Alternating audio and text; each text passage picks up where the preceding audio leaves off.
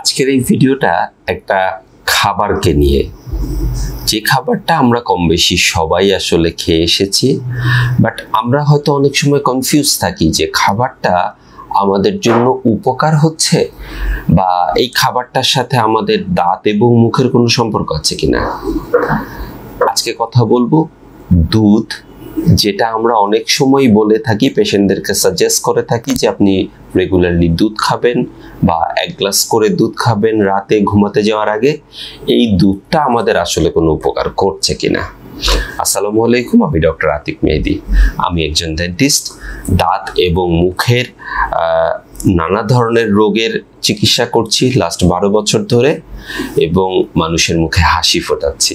আমরা সাধারণত আমাদের পেশেন্টদেরকে বলে থাকি যে আপনি চেষ্টা করবেন পুষ্টিকর খাবার খেতে, এবং পুষ্টিকর খাবারের মধ্যে সবচেয়ে প্রথমেই যে নামটা চলে আসে সেটা হলো প্রতিদিন 1 গ্লাস করে দুধ খাবেন। অনেক পেশেন্ট আমাকে জিজ্ঞেস করেন যে ডাক্তার সাহেব, আমি তো দুধ খেতে পারি না। দ্বিতীয়ত অনেকে কোয়েশ্চেন করেন যে ডাক্তার সাহেব, দুধ খেলে আমার কি কি উপকার হতে পারে। সো আজকের ভিডিওটা এগুলা নিয়েই হবে।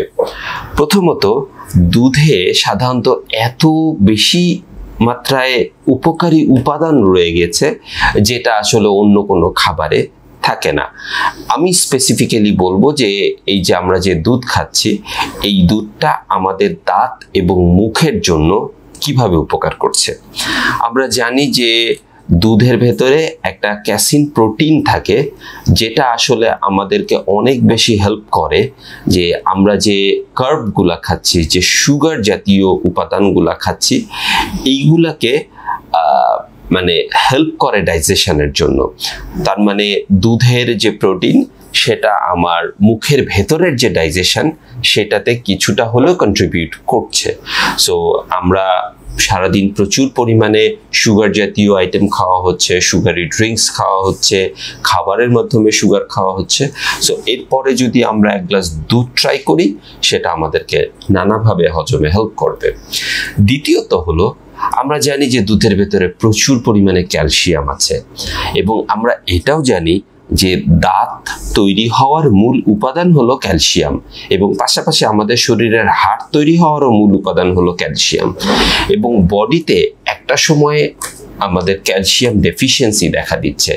সো আমরা যদি রেগুলারলি 1 গ্লাস করে দুধ পান করি, তাহলে কিন্তু আমাদের বডির এই ক্যালসিয়াম ডেফিসিয়েন্সিটা কমে যাবে, এবং আমাদের যে দাঁত এবং হাড় এগুলো খুব স্ট্রং থাকবে। তার মানে যারা নানা ধরনের দাঁতের প্রবলেম ফেস করছেন, বিশেষ করে ক্যাভিটিস বা দাঁত ক্ষয় হয়ে যাওয়ার মতো অসুবিধা ফেস করছেন, তারা কিন্তু চাইলেই 1 গ্লাস দুধ ট্রাই করতে পারেন, খেতে পারেন, পান করতে পারেন। এতে করে আপনার দাঁত এবং হাড় স্ট্রং থাকবে। দুধের যে পিএইচ লেভেল, সেটা আমাদের মুখের ভেতরটাকে হেল্প করে প্রচুর পরিমাণে সালাইভা সিক্রেশন করতে, লালা নির্গত করতে। আমরা জানি যে আমাদের মুখে যত বেশি লালা নির্গত হবে, আমাদের দাঁতে ক্যাভিটিসের পরিমাণ তত কমে যাবে। দুধটা আমাদের যত লালা প্রোডাকশন বাড়াবে, তত আমার দাঁতের চারপাশে যে খাবার জমেছিল সেটা ফ্ল্যাশ আউট হওয়া শুরু করবে। তার মানে দুধ আমাদের দাঁত এবং মুখের ভেতরটাকে ক্লিন রাখতে হেল্প করবে। সো যারা আসলে এই দুধ খাচ্ছেন না, তারা কিন্তু এটা ট্রাই করতে পারেন, দেখবেন আপনার সালাইভা প্রোডাকশন বেড়ে যাচ্ছে, আপনার দাঁতগুলো ভালো থাকছে। দুধের আরও একটা উপকারী দিক হলো, দুধের মধ্যে প্রচুর পরিমাণে ফসফরাস আছে, যেটা মূলত আমাদের দাঁতের ওপরে যে এনামেল সারফেস থাকে, এই এনামেল সারফেসটাকে ঠিক রাখতে হেল্প করে।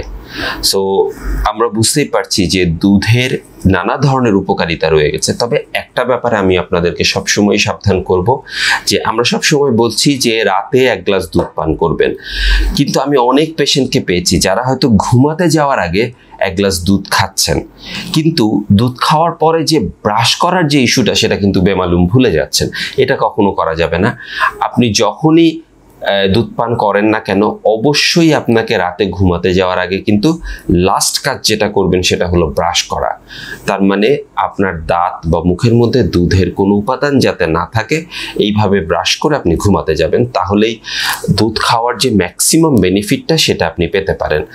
আর অনেক পেশেন্ট আছেন যারা বলেন যে আমি তো আসলে ডেইরি মিল্ক যেটা অ্যানিমেল থেকে যেই মিল্কটা আসছে সেটা আমরা খেতে পারি না, সেক্ষেত্রে আপনারা কিন্তু চাইলেই যে উদ্ভিজ্জ দুধ যেটা আছে, যে অনেক সময় নারিকেলের দুধ বা অ্যালমন্ড মিল্ক, এই ধরনের দুধ আপনারা ট্রাই করতে পারেন। এতে করেও আপনি কিন্তু বেশ ভালো ভালো উপকার পেয়ে যাবেন। কারোর আবার এই উদ্ভিজ্জ দুধে কিছুটা প্রবলেম হচ্ছে, সেক্ষেত্রে আপনি একজন ডায়েটিশিয়ান বা একজন নিউট্রিশনিস্টের সাথে কথা বলে নিতে পারেন যে আপনার জন্য কোনটা উপকারী হবে বা আপনার জন্য কোনটা মানানসই হবে। আজকের ভিডিওটা এই পর্যন্তই। সবাই ভালো থাকবেন, সুস্থ থাকবেন। আল্লাহ হাফেজ।